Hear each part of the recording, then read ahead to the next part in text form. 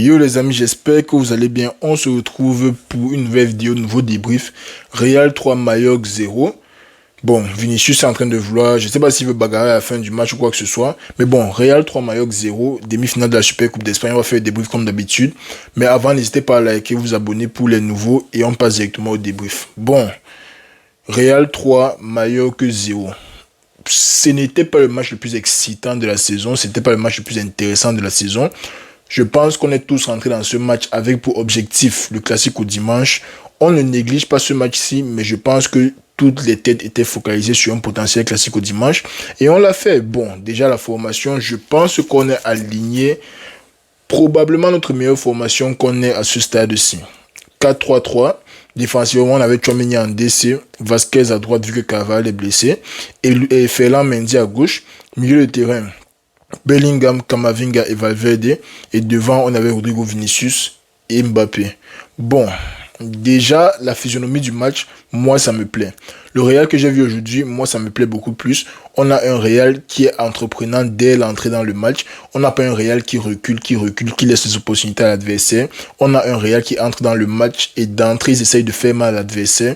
Je n'ai même pas regardé les stats pour voir à combien de tirs on a fini le match, mais je suis persuadé qu'on a fini avec plus de 20 tirs et peut-être même 8 ou 9 cadres, ce qui est très bon. Le Real qui entre dans le match et qui ne cesse de mettre la pression, qui envoie les joueurs devant. Mais il y a un point négatif dans tout ça. Mon point négatif, ça ne change pas et ça n'a jamais changé. Bon, il y en a deux peut-être, mais le premier, c'est Ferland Mendy. Bien que Ferland Mendy soit parfois utile défensivement, encore que dans le dernier match du Real que j'avais débriefé, je crois contre Séville, je me rappelle plus très bien, mais le dernier match du Real que j'avais débriefé, j'ai dit que Ferland Mendy ne fait pas les efforts appropriés pour son poste. Il est beaucoup trop avancé pour un joueur qui ne nous sert pas offensivement et défensivement, il ne refait pas les coups, cela assez rapidement pour rentrer.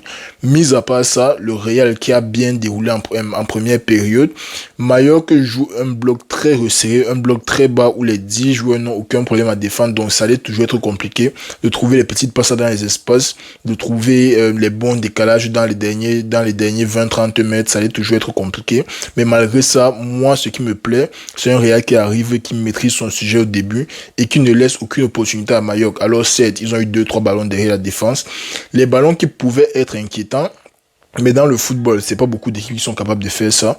Pas beaucoup d'équipes vont te faire une Atlético contre le Barça où ils défendent tout le match et moindre occasion de piquer, ils piquent et ça fait mal. Mallorca a eu deux occasions franches, on va dire ça comme ça. Ils ont eu deux occasions franches et ils n'ont pas su quoi faire avec. Alors de l'autre côté, on a aussi eu nos occasions, pas des occasions très franches, mais des occasions qu'on a su se créer.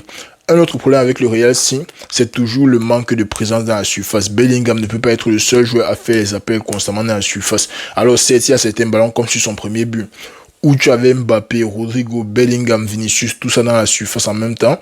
Mais la plupart du temps, tu as Vinicius et Mbappé qui ont l'air de se disputer le côté gauche.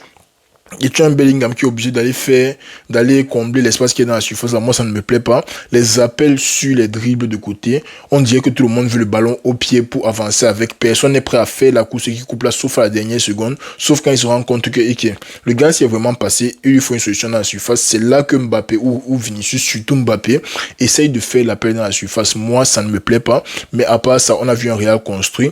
Deuxième mi-temps, on sait toujours que c'est en deuxième mi-temps que le match s'active vraiment. Et dans la deuxième mi-temps, ça s'active. Belle passe de Mbappé pour Vinicius, centre de Vinicius, Rodrigo rate, Mbappé rate, Vasquez essaye de tacler Mbappé et Bellingham, on ne sait pas pourquoi, et Bellingham qui te marque un but dans un de ses angles. Ça me rappelle le but qu'il a marqué contre Girone, où on gagne 3-0. Où il met la frappe à l'entrée de la surface, ça passe entre les pieds ça passe entre tout le monde, ça part entrer. On avait littéralement 4 joueurs de Mallorca sur la ligne défensive et le monsieur là a quand même réussi à marquer, c'est incroyable. Mais bon, bref. Après, le match s'est bien ouvert. On a eu des opportunités, on n'a pas su concrétiser, ce n'est pas grave. Moi, j'avais plus l'impression que l'équipe se préservait, sachant qu'il y a un match à jouer dimanche, sachant qu'il y a un match compliqué aussi de Copa à jouer la semaine prochaine contre le Celta. Moi, je pense vraiment que l'équipe se conservait. Et le résultat ne me dérange pas. Bon, ça finit 3-0, ça aurait pu finir 1-0. Les deux derniers buts sont littéralement venus dans le temps additionnel. Mais moi, ça ne me dérange pas. Le Real qui est arrivé aujourd'hui, qui a maîtrisé son sujet, qui a marqué les buts qu'il fallait et qui a gagné le match. C'est ça que moi je retiens du match. On est arrivé, on a maîtrisé, on a gagné. Et on s'est préparé parfaitement pour le match de dimanche contre le Barça. Maintenant, mon problème avec le match contre le Barça, je ne sais pas si je veux Rodrigo ou Brahim titulaire. Honnêtement, c'est pas moi qui décide. Mais là, on est en train de causer. C'est mon, on va dire, mon podcast ou quoi que ce soit. On est en train de causer. Et je ne sais pas si je veux Rodrigo ou Brahim titulaire. Parce que Brahim apporte déjà un équilibre au niveau offensif. Brahim peut jouer à gauche comme à droite. Et il est très concentré sur le poste qu'on lui demande de jouer. Ça, c'est une chose comparée à Rodrigo. Et pour lancer les autres joueurs, est-ce que Rodrigo peut se lancer et lancer les autres joueurs aussi bien? Moi, je pense que Brahim fait un très bon job. Il est très rapide, très futé et agile et tout. Il peut facilement prendre le ballon, dribbler 1-2. Même si le Barça joue une ligne haute, il peut se lancer derrière et on lui donne une bonne passe derrière. Est-ce que Rodrigo pourra faire ça aussi bien que Brahim? On verra ça dimanche parce que je pense que Rodrigo sera titulaire. Et deuxième question, qui va lancer les deux là? Qui va lancer les trois de devant? Parce que avec la défense haute du Barça, on a besoin des joueurs qui partent de loin. Quand je vois notre milieu de terrain, Camavinga, ok, il a peut-être les passes, mais il n'a pas la vision d'un Modric ou d'un Kroos. Bellingham, je sais qu'il peut avoir les deux, je sais qu'il peut faire le double rôle, mais étant donné qu'il est assez haut sur le terrain, est-ce qu'il aura le temps de récupérer le ballon et lancer quelqu'un d'autre? Ça, je ne sais pas. Valverde, il est un peu foufou. Il est meilleur pour les très longues passes qui ne vont pas passer contre le Barça parce que le gardien joue assez haut, mais il est meilleur pour les très longues passes. Donc moi, c'est vraiment, ça m'intrigue de voir comment le Real va jouer contre le Barça, sachant que la première fois on a pris 4-0, mais ce n'était pas un 4-0 dans lequel on s'est fait dominer de A à Z, c'est un 4-0 dans lequel on a eu nos occasions et on n'a pas su concrétiser. C'est ça qui m'intéresse pour le match de dimanche, mais bon, ce qu'on retient d'aujourd'hui, le Real a fait une belle performance. Si on veut parler individuellement des joueurs, bon, je vais prendre quelques joueurs, je vais pas faire comme d'habitude que je prends tous les joueurs. Raúl Asensio, le gars est entré comme s'il a commencé le match. Il n'a rien fait de mauvais, il a tout fait bien. Ça fait vraiment plaisir d'avoir ce gars-là avec nous. À la balle de retour, donc j'espère qu'il aura le temps de jeu, même peut-être contre Las Palmas la semaine prochaine ou je ne sais pas quoi. Au milieu de terrain, Valverde est toujours le travail de l'homme. Camavinga, mais le monsieur là est extrêmement fort. Son toucher de balle est tellement élégant. La façon dont il se projette, tout ce qui fait avec le ballon, c'est élégant. Tout ce qui fait avec le ballon, c'est mignon. Tout ce qui fait avec le ballon, ça donne envie de le revoir jouer. Camavinga, honnêtement, pour moi, c'est l'homme du match.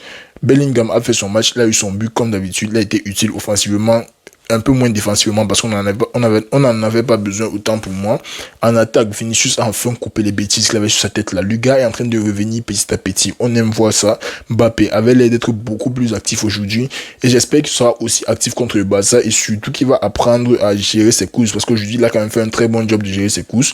On n'a pas eu beaucoup d'enjeux, moi ça m'a plu. Rodrigo, il fait toujours bien son job, mais je ne sais pas si ce qu'il a fait aujourd'hui sera suffisant pour le Barça. Bref, on a un Real qui gère le match d'aujourd'hui et qui se prépare bien pour la finale, c'est tout ce qu'on retient.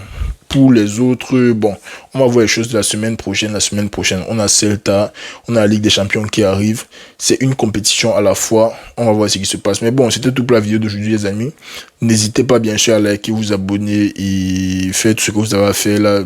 Si vous êtes nouveau, n'hésitez vraiment pas. Et puis, on se reprend dimanche pour un classico, mais tellement succulent. On se reprend dimanche pour le classico. Prenez soin de vous. On est ensemble.